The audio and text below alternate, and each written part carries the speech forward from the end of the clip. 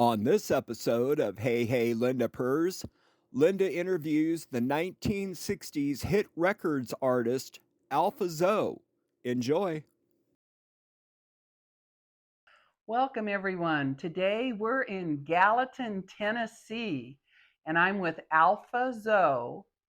And she was born in Gallatin and lives here now. And we're right next to Nashville, so that's the music city and where things are happening. Well, what's interesting about Alpha Zoe is she was a recording artist when she was 15 years old, going to high school. And it's just an exciting story and an exciting life. And she's still singing today. And this was in the 1960s. So we're going to go down memory lane here a little bit with Alpha Zoe, and I'm so happy to have you here today. Bless you. I'm even happier to have you. I know, this is exciting for me. And so so tell us about your background. So you were born here in Gallatin. Well, at the time, they didn't have hospitals to take care of my mama. She had a difficult time, so they had to rush her to Nashville. Uh-huh. But for all general purposes, You were living here in we Gallatin. were living here. Yeah. I was raised on a farm out Wallace Road in a place called Hall's Chapel, and it was named after my father's people. And it Oh. had its own school and its own church and everything. And I was raised there until I got to be about 6 years old. And then my mother decided that she didn't want to live there anymore. So she took me to Nashville. And I stayed there all of my life, except for every summer, every holiday. I came back to Gallatin and spent that with my uncle in Hall's Chapel. Came back and visit the relatives and everything. Yeah. So it's amazing because I was the only child, didn't have anybody to play with. So I would practice singing, and the barn would be about a half a block from the house. Okay. And I would go out in the yard and I would see how high I could sing because I get an echo off the barn. Mm-hmm. So I finally got up to a C above high C. Wow. And I said, "Oh my, how about that?" And my mama, she just thought it was a bunch of noise because she didn't want me. Even though she was a classical person, she thought I could be doing something better with me. But that's.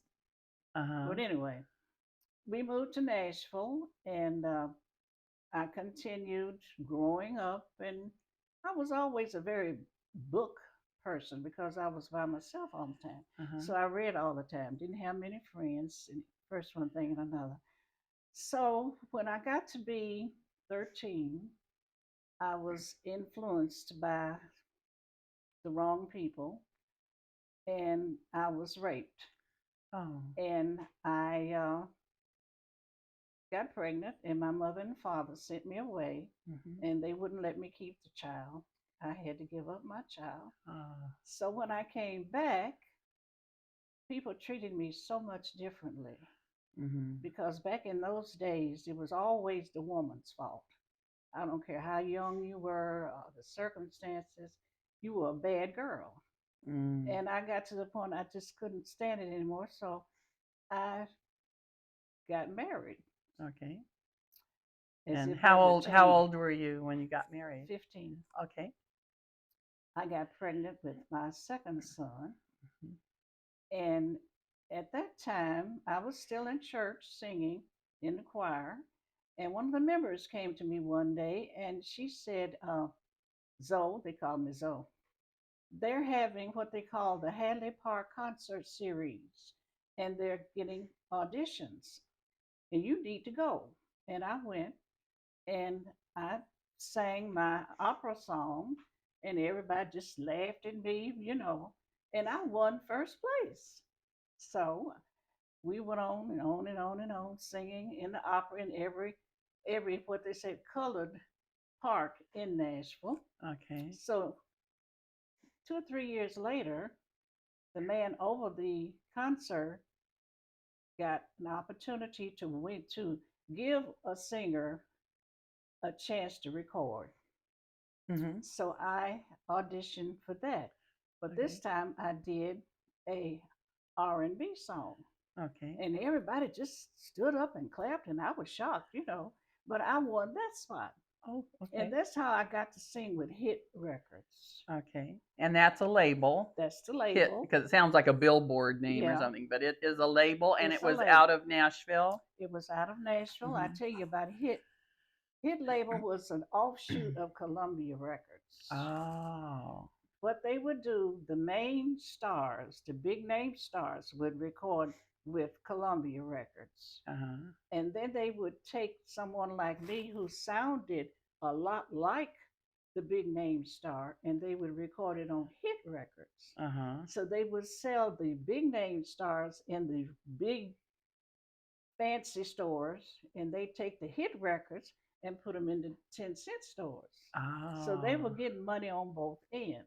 Okay, yeah. So So it's like you were doing a cover. It a was already a cover, hit song, and you were doing a cover of that. yep. Uh-huh. But one thing about it, they were supposed to change our names. We were not supposed to be known by anybody by on our label.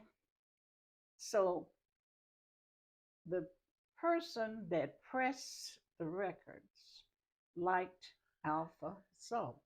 He Mm-hmm. thought that was such a pretty name. Yeah. So he put my name on there anyway. Yeah. And I didn't even know anything about all this. And I had problems with my manager. I did about 16 songs for Hit. And I think I got paid $30 or $35 a song Mm-hmm. because I was in high school, as you said, Yeah. and I was determined that I was going to finish high school and that I was going to help raise my baby financially on my Mm-hmm. own Mm-hmm. because my mother, I didn't want her to have that whole burden. Uh-huh. So I would go to school in the daytime. I had a job from 12 to say 4, and then at night I would sing. Uh-huh. Uh-huh. And that's just the way it was. Huh. And where did I leave off? The Anyway, your manager. um, he was a very abusive person in all ways. We don't have to Mm-hmm. get too graphic.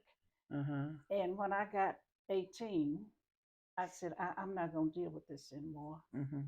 And I told him that I could not sing under his guidance anymore.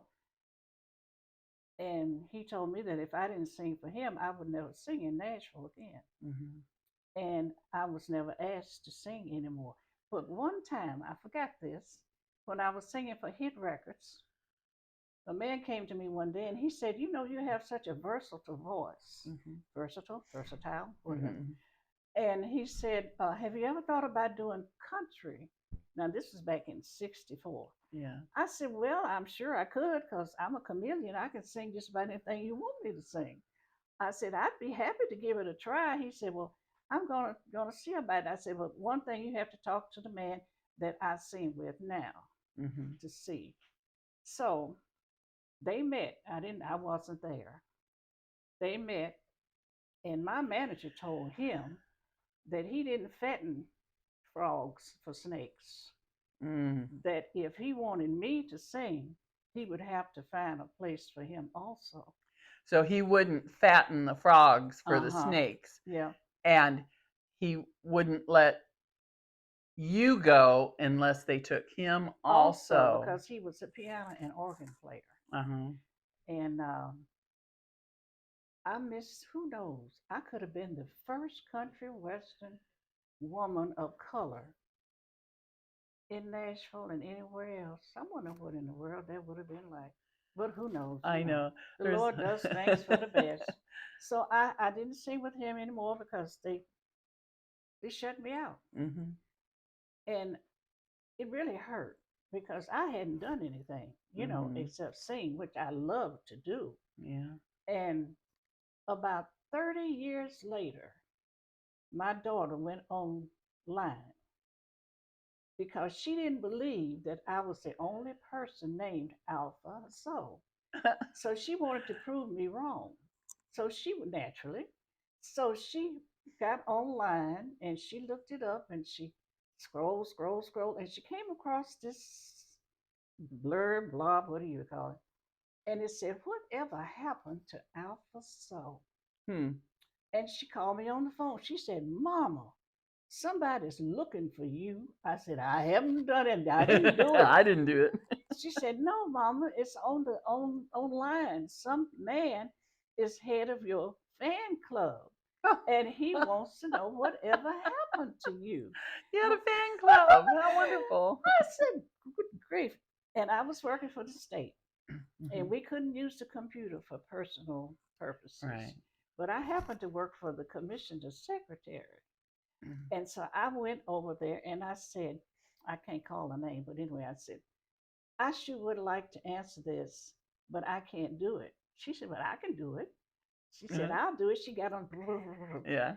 She said, "I know Alpha Zoe. I've had lunch with her today."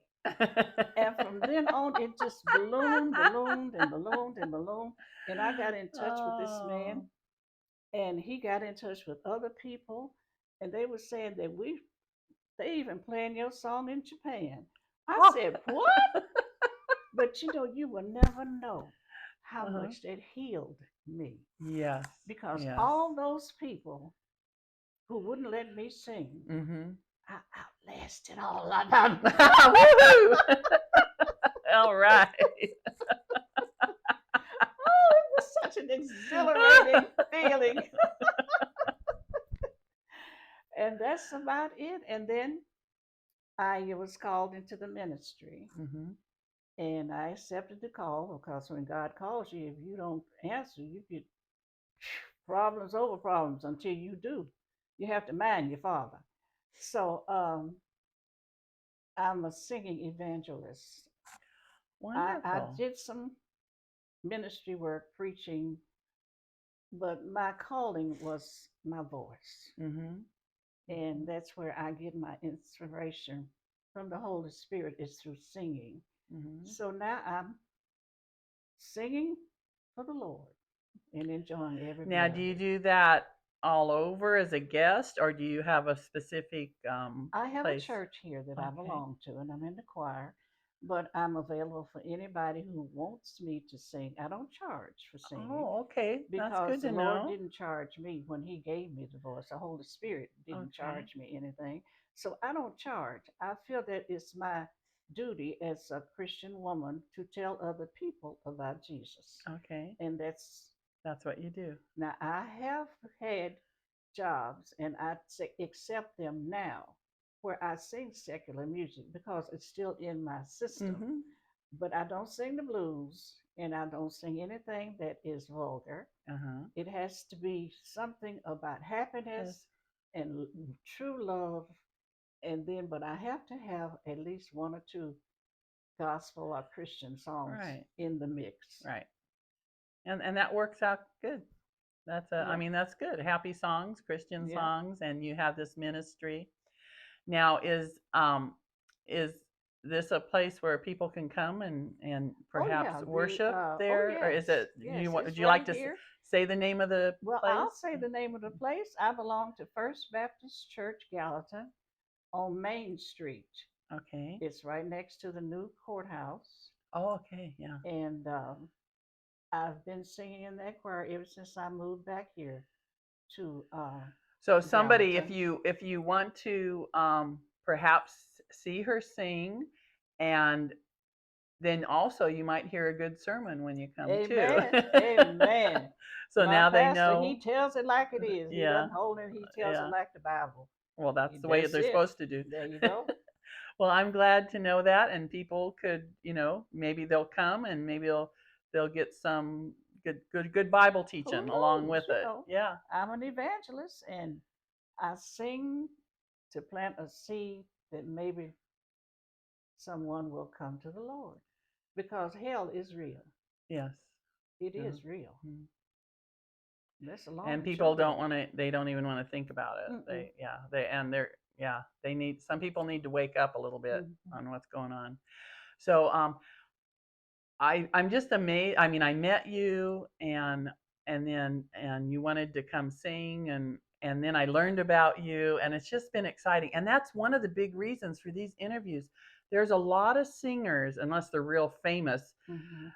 people have gone through things and done their music, but they all have a journey and a story to tell. Sometimes they talk about their song they're singing if it's an original, Mm-hmm. but they never really get to know the person.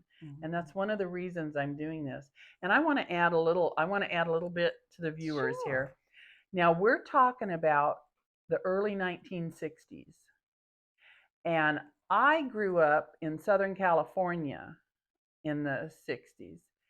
And I was young when the civil rights were going on, and I I couldn't believe what was going on. I'm like Martin Luther King, and walking across the bridge, and everything going on, and then I heard about Rosa Parks, and I'm going, what? She had to sit in the back of the bus because now I gotta say, in Southern California, I went to Washington Junior High School in Long Beach and Poly High School and Long Beach Junior College there. We had a big mix of blacks and a lot of Asians and Puerto Ricans in those schools. I thought nothing of it. And when I heard what was going on and I heard Rosa Parks, I was going, well, we're in America. That can't be going on. And I go, and segregated restaurants and drinking fountains and what's going on?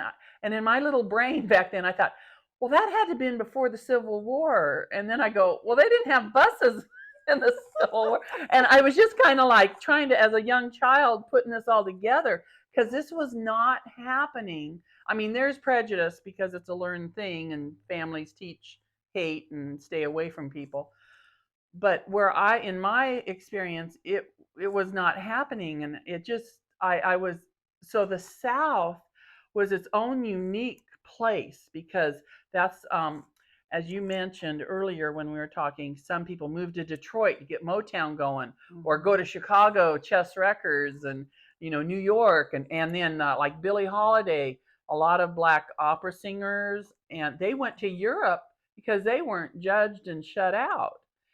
um, but here in the South, this was going on.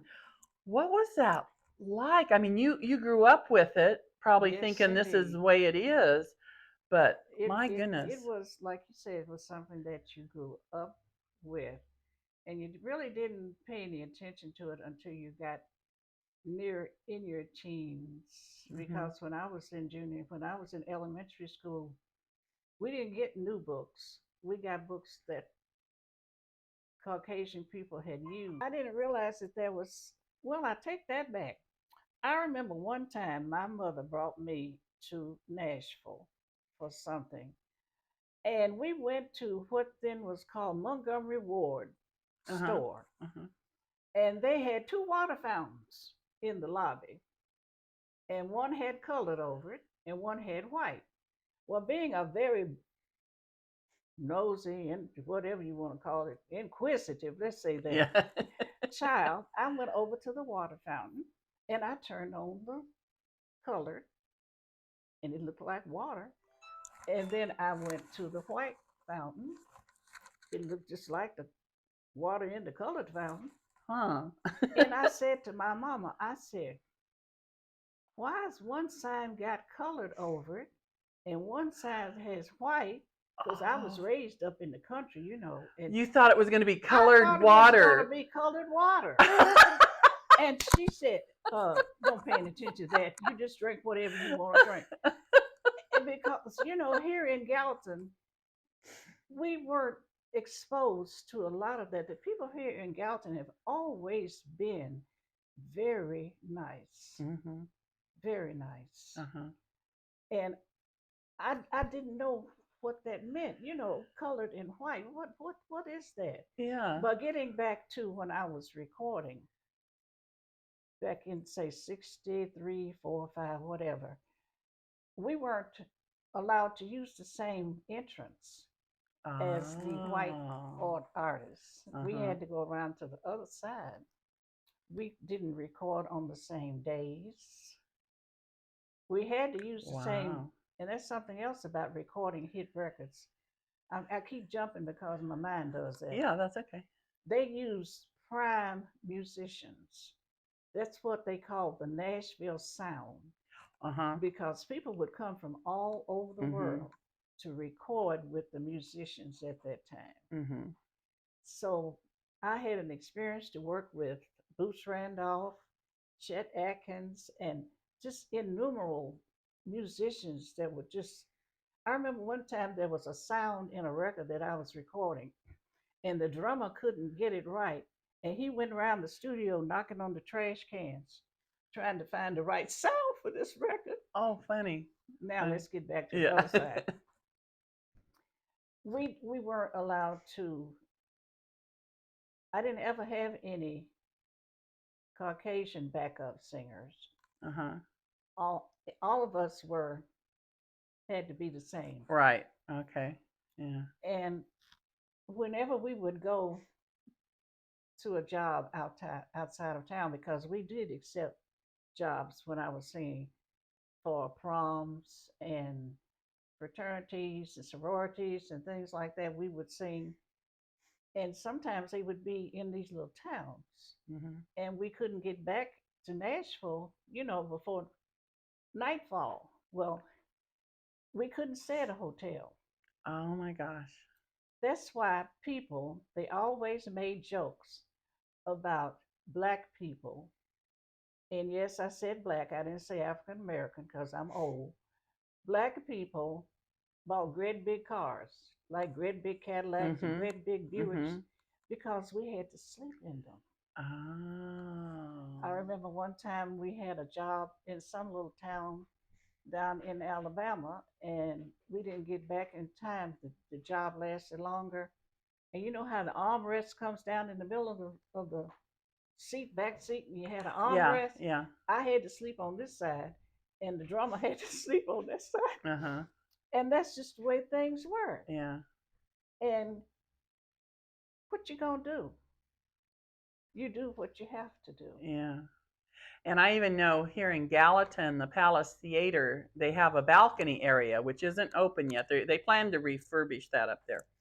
But the blacks had to go in the alleyway and go up to the balcony to Yes. watch the movies at But the you Palace know, they Theater. didn't know that that was the best seat. Yeah. And then also a lot of the records that weren't they were called race records back then. That meant they were the black ones over here. Because I remember going into record stores. Now where I live, of course, a lot of black people were, Motown was popular, Diana Ross and all that going on. So I thought nothing. You go to the record store and find them. But a lot of places, especially in the South, they'd have the race records in a whole different section. They called them race records. That's true. That is And so true. well, But we it was really something, and that was just the way things were. yeah. And I'm glad. I'm so grateful for Martin Luther King and his father who started that movement. And I just got to mention something. A lot of people don't know this. A lot of black people don't know this. I studied medieval history and everything. And, Martin Luther in the 1500s broke away and started Yes, his thing. Okay. But Martin Luther's father was so impressed with that. He went to Europe to study about him because he did that advocating no violence. When the people, well, we got to kill the other people, Martin Luther said, no, there'll be no violence. This is not a violent thing. And he changed the whole world because of that. but advocating nonviolence. And that Martin Luther Jr., his dad, went there and studied all about it and said, this is how we have to do it, approach things in America. And then when he came back, he changed his name to Martin Luther. And he changed his son's name to Martin Luther King Jr. And I've run into people, they don't realize that little part. Very, very interesting. Isn't it? And they don't realize how he got their names. I mean, because people, think I think they think it's just a coincidence. It's Martin Luther, Mhm. nothing to do with the gentleman in the Yeah. 1500s over in Germany.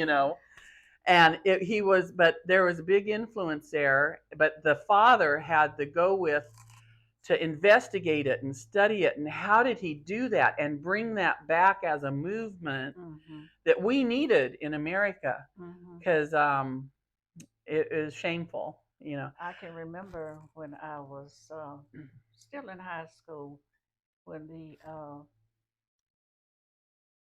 black people in Nashville decided to desegregate the lunch counters. Oh, the lunchrooms, The lunch counters, counters. in Okay. Cresses and Woolworths, we Oh, couldn't sit down and eat like, you know, right. so they decided to desegregate them, and it was a peaceful movement. And I can remember how they were beat and put in jail. And my mother was in town one day, and she almost got knocked over by protesters. Right. And there was a gentleman named Alexander Luby. He was a very, very influential spokesman for desegregation. Mm-hmm. And just the Lord would have it, he and his wife decided to sleep in the back bedroom because they bombed his house and Uh, tore all of the front off of it. And I lived a mile, almost a mile away, and I heard the blast to show how awful it Powerful. was.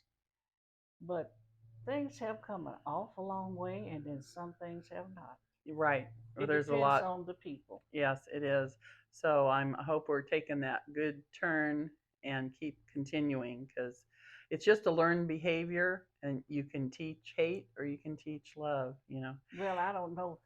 This probably doesn't have anything to do with the. Yes, it does. My church is a predominantly white church, Hmm.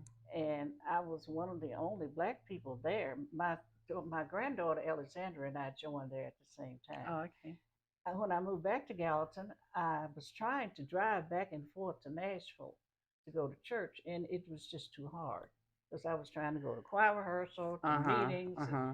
So the lady up the street came down here one day. I was out in the yard, and she said, "Oh, I'm sorry I hadn't come over here to say hello to you."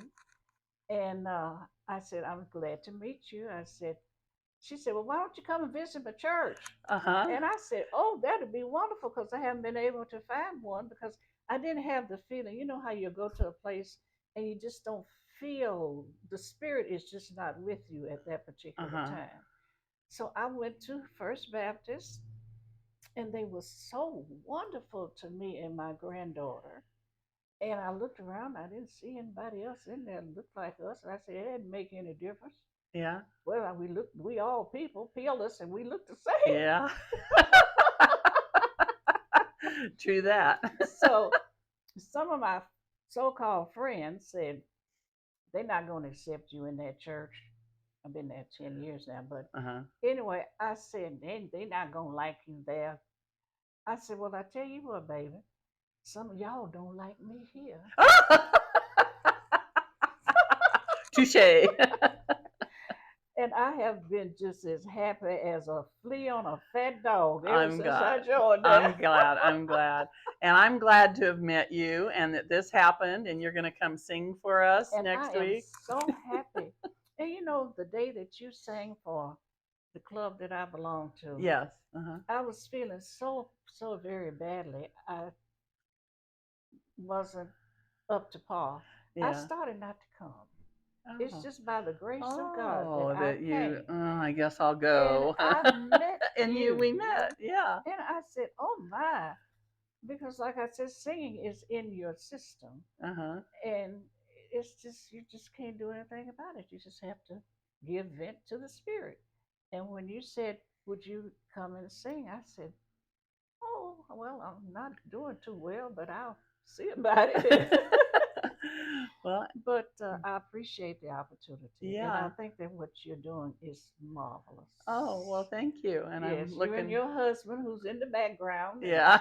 but I think it's wonderful because, Yeah. like you said, I when I was singing, there were so many singers who could sing just magnificently, but never had an opportunity. Nobody ever got to, hear them Right. because of circumstances, Right. and there was no venue for them to sing. Right. And I was the first black woman to ever sing in a Holiday Inn.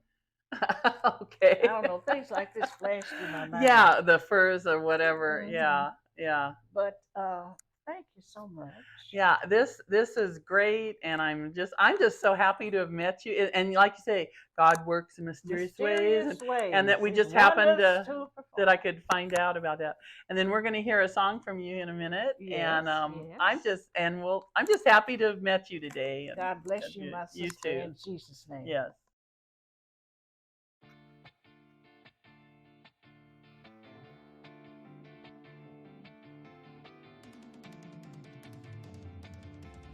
A lesson in life called the snake. On her way to work one morning, on the path alongside the lake, a tender-hearted woman saw a poor half-frozen snake.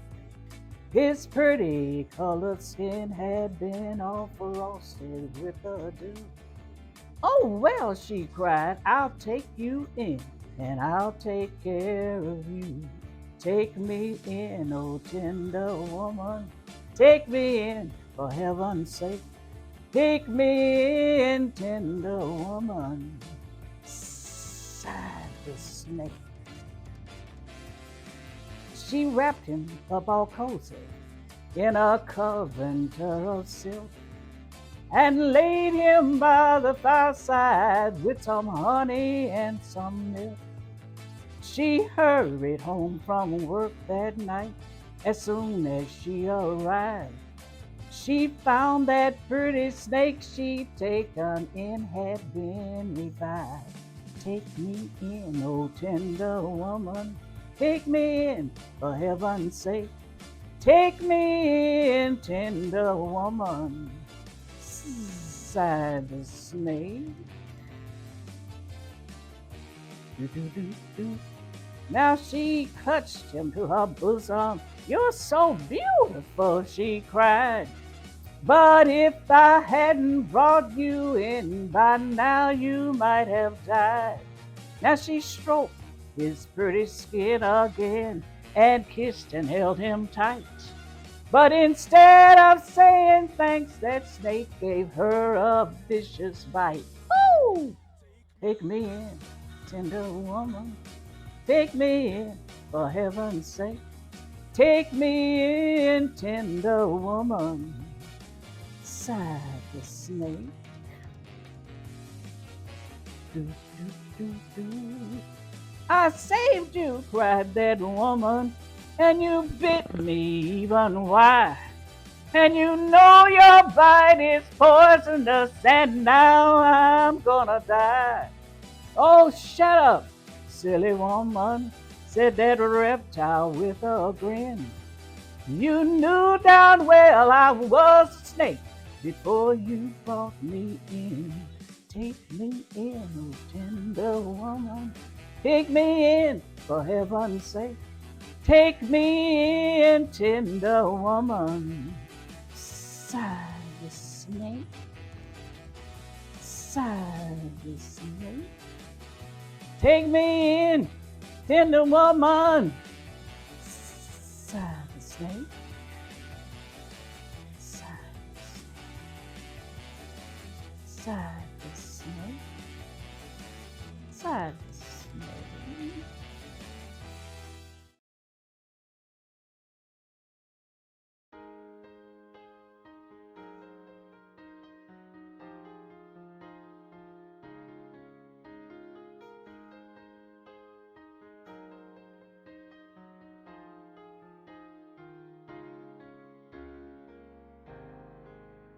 You are so beautiful.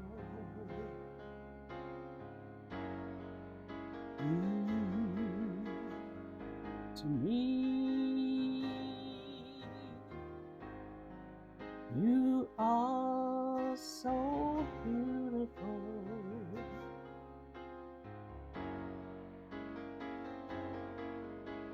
to me.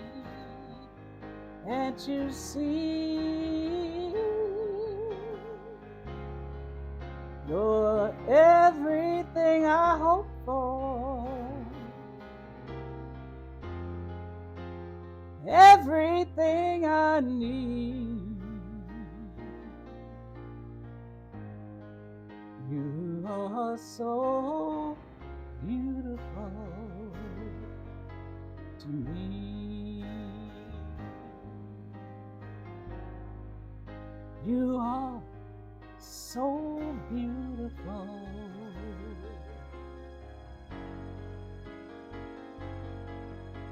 to me.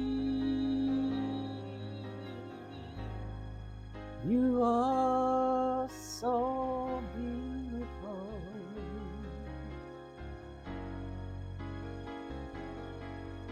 to me.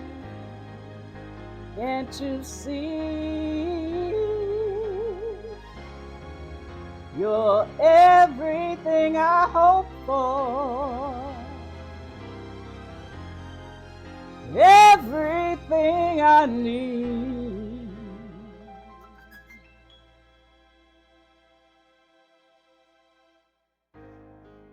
You are so, so beautiful to me.